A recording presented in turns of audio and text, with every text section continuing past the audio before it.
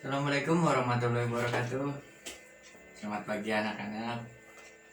Ya, ini mata pelajaran teknik pemrograman kan? Oh ya, sudah. Untuk mengawali mata pelajaran kali ini, mari kita berdoa menurut agama dan kepercayaan masing-masing. Doa mulai.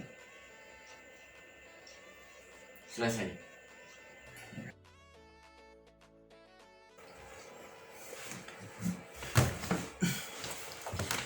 Ya, oke.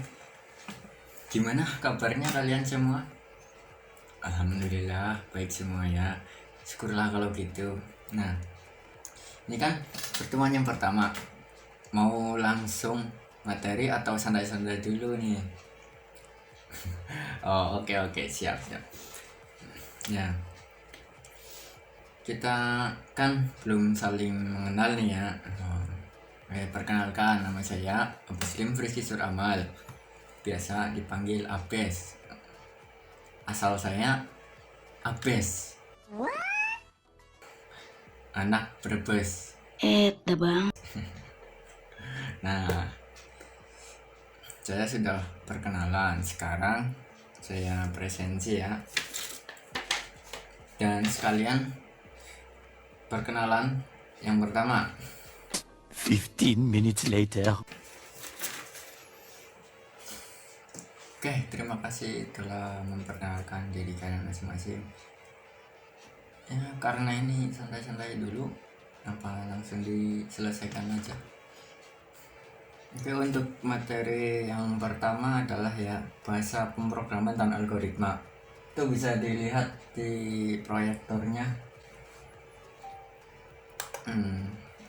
Yang pertama, bahasa pemrograman.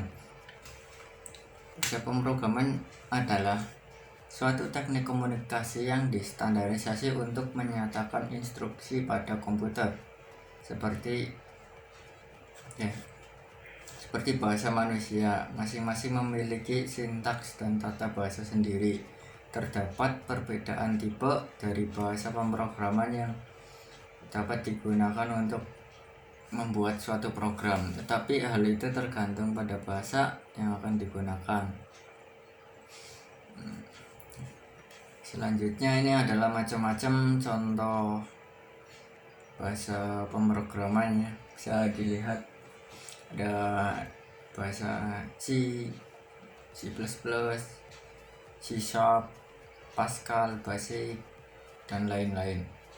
Ini pada macam-macam bahasa pemrograman ini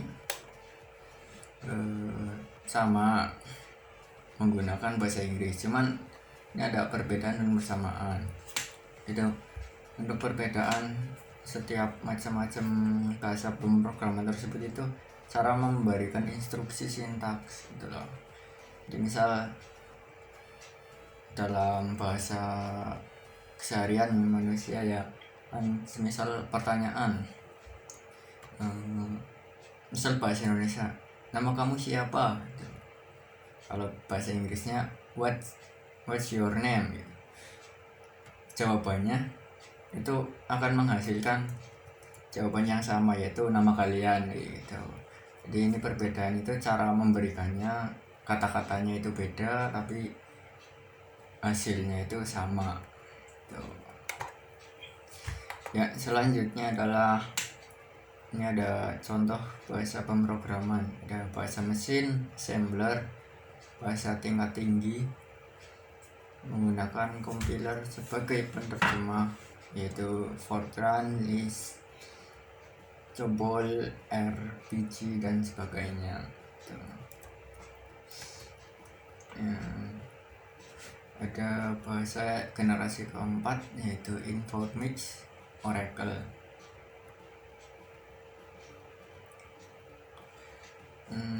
Paradigma pemrograman. Pemrograman berorientasi proyek. Pemrograman berorientasi objek. Pemrograman berdasarkan prinsip objek, di mana objek memiliki data atau variabel, properti, dan metode atau event yang dapat dimanipulasi ya. Contohnya itu C++, Java, dan objek Pascal. Nanti pada mata pelajaran ini akan membahas tentang pemrograman C++ ya. Pemrograman berorientasi fungsi. Pemrograman ini berfokus pada suatu fungsi tertentu saja, sangat tergantung pada tujuan pembuatan bahasa pemrograman ini, yaitu contohnya itu SQL, HTML, XML dan lain-lain. Ada lagi pemrograman deklaratif. Pemrograman ini mendeskripsikan suatu bahasa dengan pernyataan daripada memecahkan masalah dengan implementasi algoritma. Contohnya itu prolog. Oke, dari selanjutnya yaitu algoritma. Ada yang tahu algoritma itu apa? Ya, algoritma merupakan urutan langkah-langkah logis yang untuk menyelesaikan masalah yang disusun secara sistematis dan logis gitu. Pertimbangan dalam membuat algoritma. Algoritma itu harus benar, memberikan hasil yang baik, efisiensi. Terus ada sejarah algoritma. Algoritma itu berasal dari kata algoris atau algoritm. Dalam sejarahnya diartikan sebagai proses menghitung menggunakan angka Arab. Para ahli matematika menemukan kata algoris berasal dari penemunya, seorang penulis buku yaitu Ibnu Musa al-Khwarizmi. Ya, terus kata algoritma itu diserap dalam bahasa Indonesia menjadi algoritma, makanya tadi namanya algoritma. Algoritma dan pemrograman. Pemrograman itu yaitu suatu proses menulis, menguji dan memperbaiki dan memaintenance kode dalam sebuah pemrograman komputer. Programming, aktivitas dalam membuat program. Programmer, orang yang membuat program. Program itu produk dari hasil pemrograman. Contoh algoritma nih, dalam kehidupan sehari-hari itu kita melakukan apa-apa itu disebut kita melakukan algoritma. Contoh, ada proses pembuatan kue atau membuat pakaian atau kegiatan sehari-hari kayak ini sekarang sekolah atau kuliah itu melakukan algoritma. Ada langkah-langkahnya untuk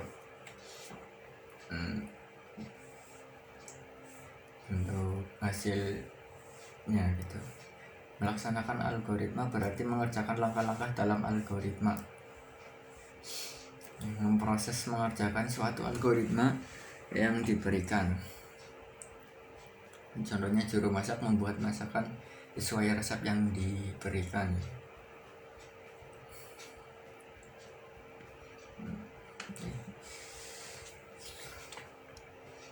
Penyajian algoritma dapat disajikan dalam dua bentuk, yaitu dengan tulisan dengan menggunakan bahasa tertentu, misalnya bahasa Indonesia atau bahasa Inggris. Algoritma yang kedua bisa menggunakan pseudocode, kode yang menyerupai kode dalam pemrograman untuk menggambarkan algoritma pada pemrograman.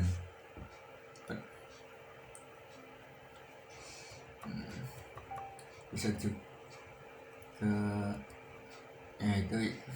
juga dengan menggunakan gambar, yaitu digambarkan dengan flowchart. Nanti ada materi sendiri tentang flowchart, itu juga termasuknya algoritma, yaitu yang memperlihatkan urutan simbol yang memperlihatkan urutan dan hubungan antar proses. Perbedaan algoritma dan pseudocode.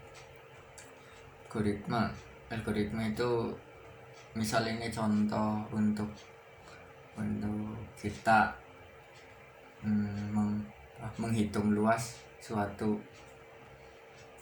objek, misal kan harus membutuhkan inputan yaitu panjang dan lebar untuk menghasilkan luas. Itu untuk algoritma.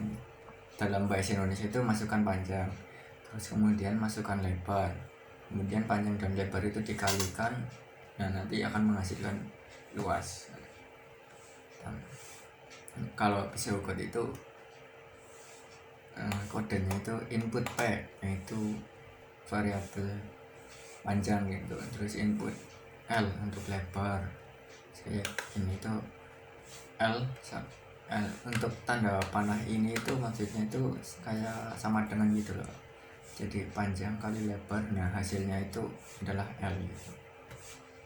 Print L nanti menghasilkan luas yang dihasilkan tadi, penghitungan tadi. Ini ada contoh lain. Oke, lanjut ke tahap dalam pemrograman. Definisikan masalah.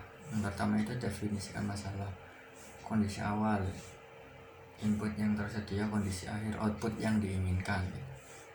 Kemudian data-data yang tersedia, data-data lain yang tersedia juga, ada operator, ada syarat atau kendala yang harus dipenuhi.